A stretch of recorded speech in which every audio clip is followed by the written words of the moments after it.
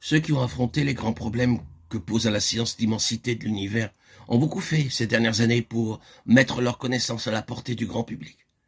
Et l'on peut se rendre compte à quel point le monde s'intéresse à la question de ses propres origines, à l'histoire de l'homme et à tous les mystères de la nature.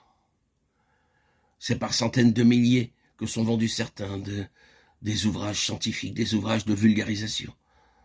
Les savants qui les ont écrits ont réussi ce tour de force qui consiste à condenser en un petit traité populaire des questions les plus ardues de l'investigation scientifique et les résultats considérés comme acquis. Or, quand on arrive au bout de cette lecture, on ne peut se défendre d'une impression qui demeure, de quelque chose de vague, d'insuffisant, d'inachevé. Ces hommes de savoir, malgré tous leurs efforts et toute leur lumière, ne parviennent pas à nous donner de l'univers une explication claire et définitive. Cela peut paraître présomptueux, mais nous croyons posséder la réponse positive et concluante à cette question tant débattue. Pour nous, il n'y a qu'une explication, et une explication assez lumineuse pour rendre compte de tous les pourquoi et clore le débat. Cette explication est une personne, le Seigneur Jésus-Christ, centre éternel de tout ce qui existe. Quelle que soit l'étendue de notre érudition, nous ne trouverons jamais d'explication, même partielle, de l'univers tant que nous ne reconnaîtrons pas la place que Dieu a donnée au Seigneur Jésus de toute éternité. De l'infini du passé à l'infini de l'avenir. Christ est tout, et en tous. Colossiens 18, 3, 11. Il demeure l'universelle explication de tout ce qui a été, de tout ce qui est, et de tout ce qui sera. Je ne vous apprends rien en vous disant que cette épître aux Colossiens nous le déclare sans embâge au chapitre 1. Nous y lisons en effet qu'en lui ont été créées toutes choses qui sont dans les cieux et sur la terre, les visibles et les invisibles, trône, dignité, domination, autorité. Tout a été créé par lui et pour lui. Il est avant toute chose, et toute chose subsiste en lui. Voilà une proposition assez vaste qui établit clairement que c'est en Christ qu'il faut trouver l'explication de la création tout entière. Pourquoi la création? Pourquoi Dieu a-t-il, par Christ, mis l'univers sur pied? Pourquoi cet immense système existe-t-il et se maintient-il? Comment expliquer le monde? Où est sa raison d'être? À toutes ces questions, il n'y a qu'une réponse. C'est pour que Christ soit tout, en tous et en tous.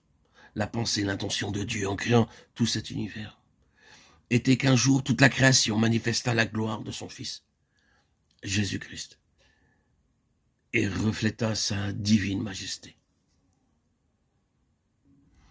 Je vous propose dans cette nouvelle série d'audio de très nombreux enseignements pour saisir, comprendre ce que notre Seigneur Jésus-Christ a voulu nous transmettre. Jean 6, 45, ils sont tous enseignés de Dieu. L'enseignement de Dieu, l'enseignement divin, est un privilège en même temps qu'un garde-à-vous.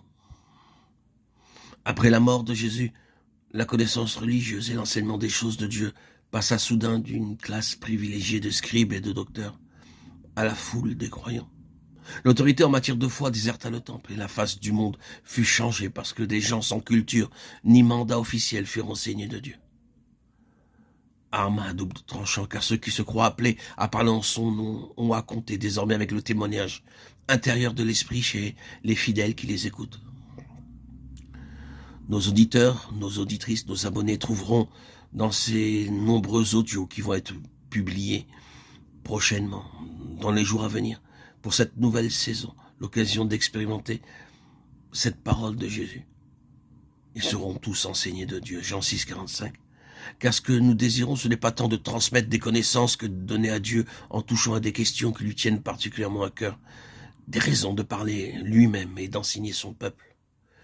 Il y a en Jésus-Christ une plénitude de satisfaction dont nous n'avons notre part que si nous atteignons au-delà de l'homme et de ce qu'il peut dire celui qui l'envoie. C'est merveilleux ce que Dieu finit par faire pour ses enfants quand il les voit tourner résolument leur face vers le Seigneur Jésus. Tout est prêt de son côté. Et le chemin est ouvert. Ils seront tous enseignés de Dieu. Jean 6, 45.